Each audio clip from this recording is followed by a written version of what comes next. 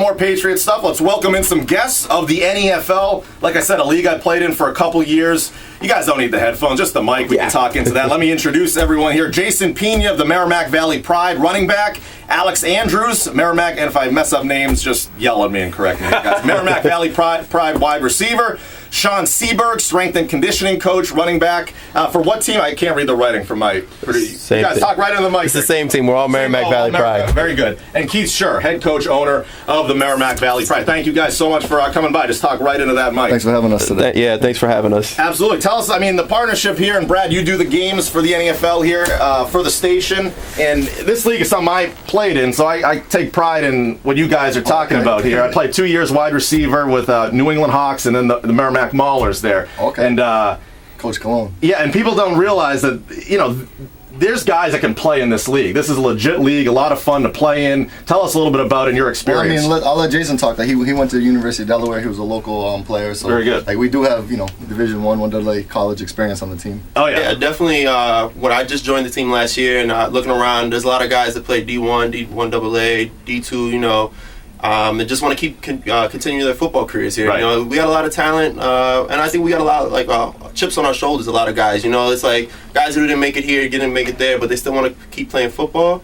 This is one of those leagues where they can keep living out their dreams. Those hungry guys out there. So it's a little bit more exciting, I think. You got that hunger, and no one's getting paid out here. We out here to play football. That's a great point. It's not like someone making a huge salary. It's that you actually playing literally for the love of the game. It sounds like a cliche, but it's true. When you're literally going out there and playing, I started playing at 30 years old just because I never had that experience, and it was amazing, and it was definitely some jarring hits that, like you said, this is not like you're playing against some guys that haven't played. It's just some kids playing and having a good time. This is for real, and it's a legitimate league and some real competitive players. Exactly. I joined the team actually through a friend. I was out playing basketball, one of my other loves, at a court somewhere, and he's like, "Hey, you still play football?" And I was like, "No, not really." And he actually got me into it. He's like, "Hey, if I could talk to my coach and we could work it out." And then I was like, "Yeah, sure." Next day, if I get you a helmet and pads, could you play? Yeah. Oh, all right, cool. I remember the first play. I got a little flare out as a running back, a catch. Yeah.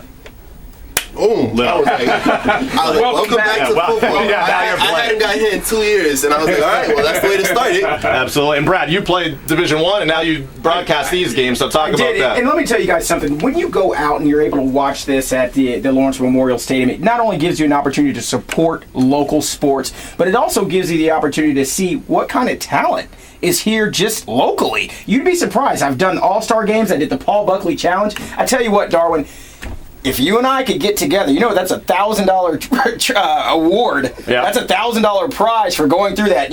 Not only is it giving you an opportunity to get in shape, but God, man, that's great competition. During the All-Star game, there were 3 games that were played. Mm-hmm. Most of the Merrimack players played in the third game, which I think is the single A game. Triple A game. The triple A game. And I saw some really, really amazing hits, and it was cold that night. Oh, yeah. And that should tell you something, guys. You go to a stadium where it's about 10 degrees and the wind chill's about -5, and you got guys giving it their all out there, and there may only be, at that time, because it was 10 degrees, maybe 100 people in the stands, and their friends and family, and they're still going at it. That shows a lot. And I want to say one more thing as well. This is the league, and this is the type of support and love that this league has. This is the league where Odin Lloyd played in. And I'm going to bring that up to say that that's the type of support. Played on the Bandits, yeah. They played on the Bandits, which I remember that was playing against them one game. which was the first game of the year that the Pride had. They played against the Bandits, and that support that the local Boston area had for that league and for that team was great. And I want to continue to see that. Coach Keith, if you're interested in this, and I'm going to ask Coach Keith to say this, if anyone is interested in doing any support for the league, being a part of the games, please go ahead and give the website. Well, basically, www.merrimackvalleypride.com. That would be the website. You can find us on Twitter at MVPisFootball, and you can find us on Facebook at /MVP Football. But going back onto what Jason was saying, the thing is, like you said, there is a lot of good talent too, but as an organization and a program, we're trying to do a lot of things this year.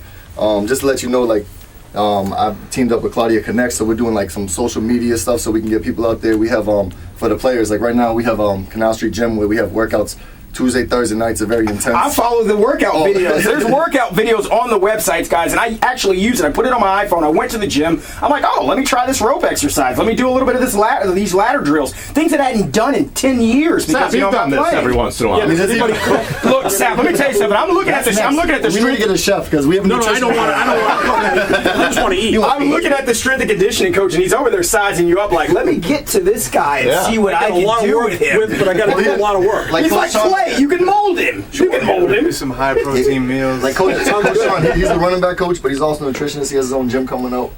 Boom Athletics next month. This guy, he's the best. He has a lot of workouts for the guys. The 8 weeks we have right now is more like a strength and conditioning. To me, it's more of a mental thing because I just want to see who's gonna.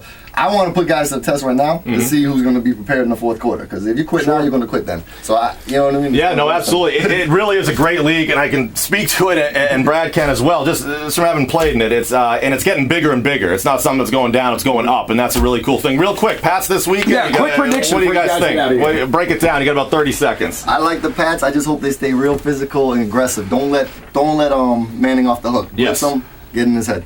Absolutely. What do you think? It's 50-50 to me. I'm a big Pats fan, but I'm a realist, and I gotta say, if we can ground and pound and not let them score over 30, we're gonna win this game. Absolutely. So ground and pound there. I think they might surprise them and spread them out. We've been talking about that this with week. injury, Chris Harris, Yeah, with him out of the lineup, that's a big deal.